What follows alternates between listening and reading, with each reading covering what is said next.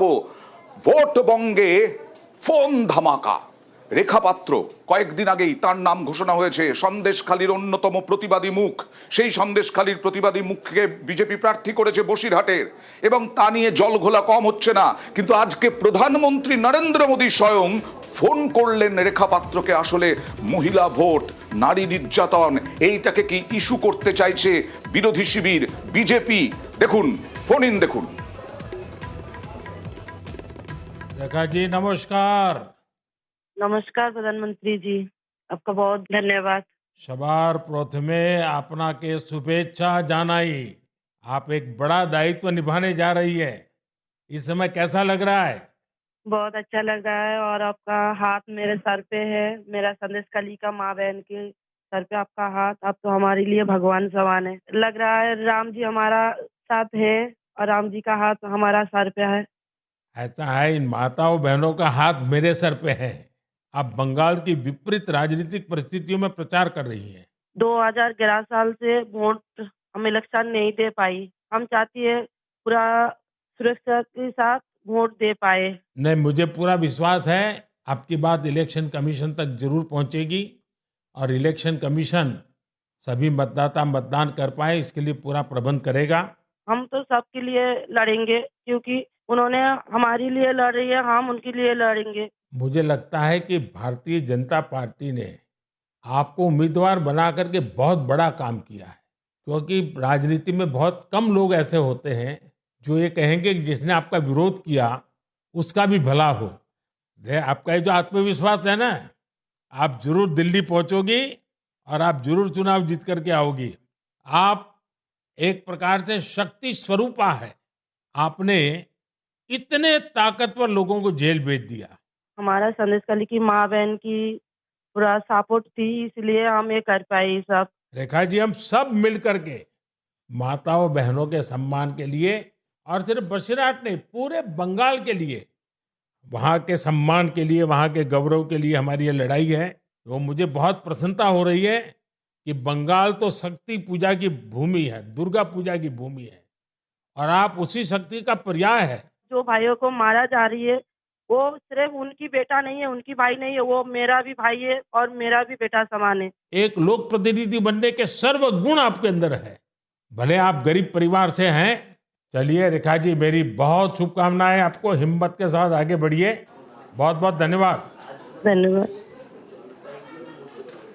ভোটের বাজারে এইভাবে রেখা পাত্রকে ফোন, মহিলাদের উদ্দেশ্যে কি বার্তা, বাড়তি গুরুত্ব মহিলাদের, এই নিয়ে এখন রাজনৈতিক মহলে চর্চা চলছে। আর এই মুহূর্তে আপনাদের দেখাবো রেখা পাত্র, তিনি বললেন শক্তিশালী করার জন্য চ্যালেঞ্জ হিসেবে তিনি দেখছেন প্রধানমন্ত্রীর এই ফোনকে।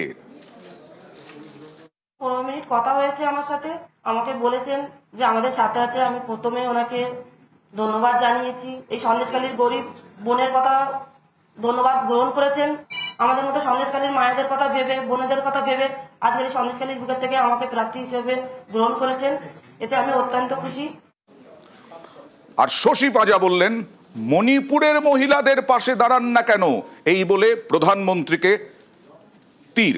দেখুন, প্রধানমন্ত্রীকে একটাই প্রশ্ন, ঠিক এইভাবে যদি আপনি মণিপুরের মেয়েরা যারা রয়েছেন, যাদের উপরে অত্যাচার হলো, তাদের পাশে আপনি দাঁড়ালেন না, তাদের সঙ্গে আপনি কথা বললেন না।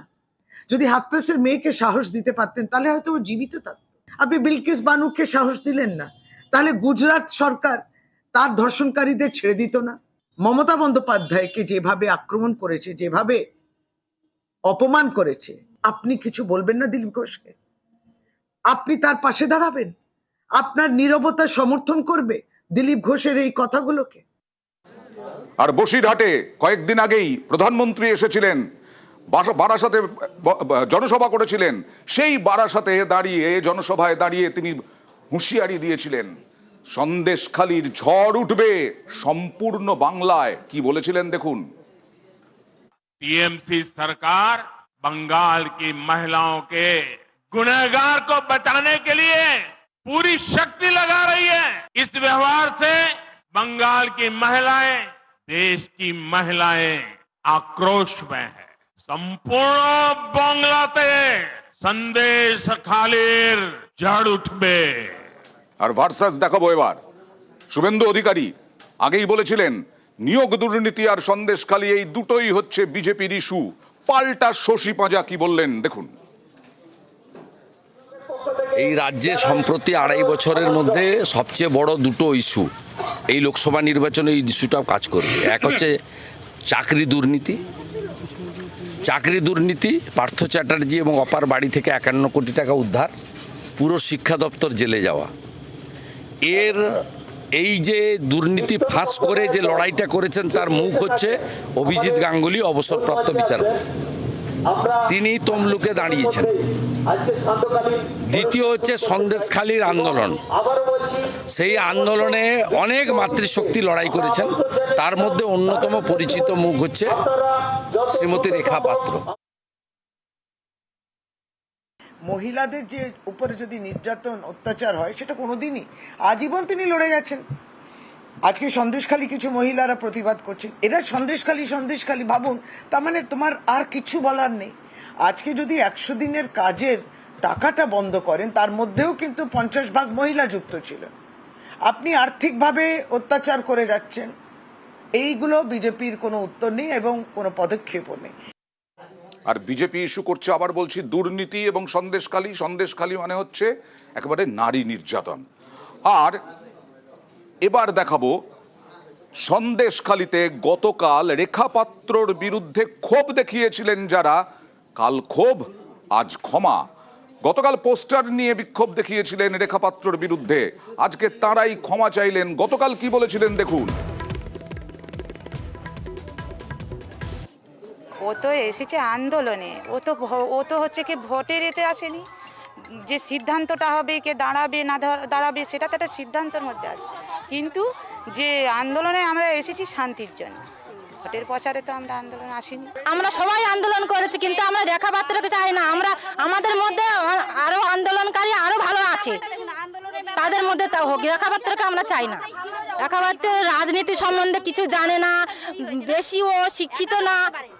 এখনো অনেকে জানে না বা জানছে, এগুলো একটুখানি সবার সঙ্গে পরামর্শ করা উচিত ছিল। যেহেতু আন্দোলন সবাই মিলেই করেছে, নিশ্চয়ই একা কিছু করতে পারেনি, একা তো করেনি না, সে সবই ঠিক আছে। আমরা চাইছি না। গতকাল যারা এইভাবে ক্ষোভ দেখিয়েছিলেন, ক্ষোভ উগড়ে দিয়েছিলেন, আজকে তারাই ক্ষমা চাইছেন। গতদিনে যে ভিডিওটা হয়েছে তার জন্য আগে আমি রেখার কাছে ক্ষমা চাইছি। আমাদেরকে ভুল বোঝানো হয়েছিল, অন্য কোনো পার্টির থেকে আমাদেরকে ভুল বোঝাচ্ছিল, ভুল বোঝানোর পরে এটা করেছি। আজকের রেখার কাছে আমরা ক্ষমা চাইছি, রেখা যাতে আমাদের ক্ষমা করে দেয়। কালকের সত্যি আমাদের ভুল হয়েছে, অন্য কারোর কথায় এটা আমাদের করা উচিত হয়নি। আর এতেই তৃণমূল বিধায়ক বলছেন সব বিজেপির নাটক, আর বিজেপি বলছে যে ভুল বোঝানো হয়েছিল তৃণমূলের পক্ষ থেকে। বিজেপির লোকরা তো বিক্ষোভ করেছিল, সে ভুল বোঝাক আর ঠিক বোঝাক, বিক্ষোভ তো তৃণমূলের লোক করেনি, বিজেপির লোকরাই করেছিল। তাদের অভিযোগ যে তৃণমূলের ভুল, কত মানুষ স্বতঃস্ফূর্ত বিক্ষোভ সবাই বুঝে গেছে, এই এখন আবার নাটক শুরু করেছে আর কিছু। তৃণমূল আর লোকজনকে লাগিয়ে তাদেরকে নানান রকম ভয় দেখিয়ে হোক লাগিয়ে আর এটার বিরোধিতা করছে, কিন্তু বাস্তব ক্ষেত্রে তারা আবার নিজেরা আর ভুল স্বীকার করে দিয়ে আজকে বিজেপিকে সমর্থন করছে। এটা তো আমাদের কাছে, আমি যেটা কালকে আশঙ্কা প্রকাশ করেছিলাম সেটাই প্রমাণিত হলো, এবং আমার মনে হচ্ছে এটাই ঠিক, এরা রেখা পাত্রকেই সমর্থন করছে এবং করবে।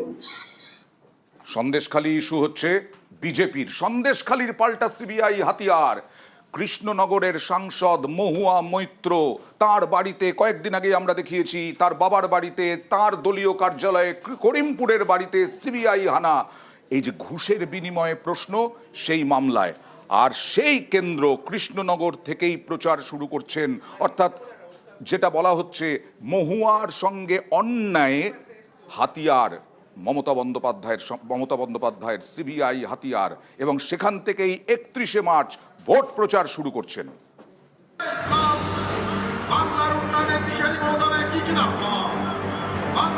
লোকসভা ভোটের প্রচারে ঝড় তুলতে এবার ময়দানে নামছেন মমতা বন্দ্যোপাধ্যায়। কৃষ্ণনগর কেন্দ্র থেকে প্রচার শুরু। আগামী 31শে মার্চ কৃষ্ণনগরের ধুবুলিয়ায় সভা করবেন মমতা বন্দ্যোপাধ্যায়। 24শে লোকসভা ভোটে বিজেপি অস্ত্র করছে সন্দেশখালী। সন্দেশখালীর ঘটনায় তদন্ত চালাচ্ছে সিবিআই। এই সিবিআইয়ের বিরুদ্ধেই পাল্টা সুর চড়াবে তৃণমূল। আগামী রবিবার কৃষ্ণনগর থেকে প্রচার শুরু করছেন তৃণমূল নেত্রী মমতা বন্দ্যোপাধ্যায়।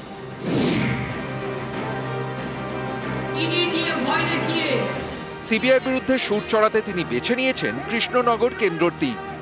কেন্দ্রীয় এজেন্সির অপব্যবহারকে সামনে রেখেই তৃণমূল কংগ্রেস যে লোকসভায় নির্বাচনী প্রচার শুরু করতে চলেছে, অন্তত সেরকমটাই ইঙ্গিত মমতা বন্দ্যোপাধ্যায়ের নির্বাচনী প্রচারের শুরু থেকে। তার কারণ 31শে মার্চ মমতা বন্দ্যোপাধ্যায় মহুয়া মৈত্রের কেন্দ্র থেকেই তার লোকসভা নির্বাচনী প্রচার শুরু করছেন। কৃষ্ণনগরের তৃণমূল প্রার্থী মহুয়া মৈত্র 19-এর ভোটে তিনি এই কেন্দ্র থেকেই সাংসদ হন। কয়েক মাস আগে ঘুষের বিনিময়ে প্রশ্ন তোলার অভিযোগে মহুয়াকে লোকসভা থেকে বহিষ্কার করে দেওয়া হয়। তার বিরুদ্ধে তদন্তও করছে সিবিআই। গত শনিবার তার কলকাতার বাড়ি এবং অফিসে তল্লাশি চালায় কেন্দ্রীয় এজেন্সি। লোকসভা ভোটের মুখে প্রার্থীর বাড়িতে কেন্দ্রীয় এজেন্সির এভাবে হানা দেওয়ার বিরুদ্ধে সরব হয়েছে তৃণমূল। এই প্রেক্ষাপটে মহুয়ার কেন্দ্র কৃষ্ণনগরে গিয়ে বিরোধিতার সুর সপ্তমে নিয়ে যাবেন মমতা।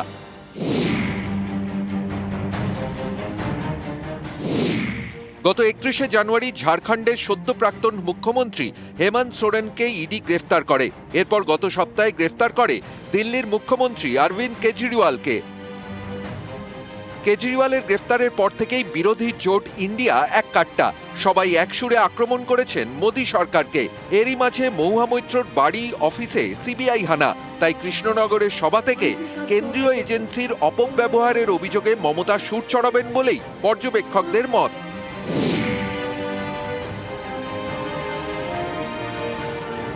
অনেকেরই ধারণা কৃষ্ণনগরের সভা থেকে সিএএ বিরোধিতাতেও ফের সরব হবেন মমতা। কারণ কৃষ্ণনগরে মতুয়া ভোট ফ্যাক্টর। সিএএ চালু করে মতুয়াদের মন জয়ের চেষ্টা করছে বিজেপি। বিজেপির এই সিএএ অস্ত্রকে ভোতা করতেই সরব হবেন মমতা।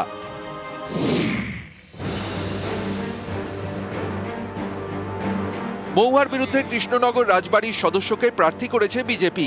বিজেপির প্রার্থী তালিকায় তার নাম লেখা হয়েছে রাজমাতা অমৃতা রায়। এ নিয়ে কটাক্ষ শুরু করেছে তৃণমূল। তারা বলছে, এখন আবার রাজমাতা কি? এসব আসলে বিজেপির জমিদারি স্টাইল। তাই বেছে বেছে এরকম একজনকে প্রার্থী করা হয়েছে। এ নিয়েও তৃণমূল নেত্রী আগামী রবিবার সুর চড়াতে পারেন বলে অনেকের ধারণা। সোমরাজ বন্দ্যোপাধ্যায়, নিউজ 18 বাংলা। এর লড়াই আমি চালিয়ে যাব, এর লড়াই থেকে আমি সরছি না।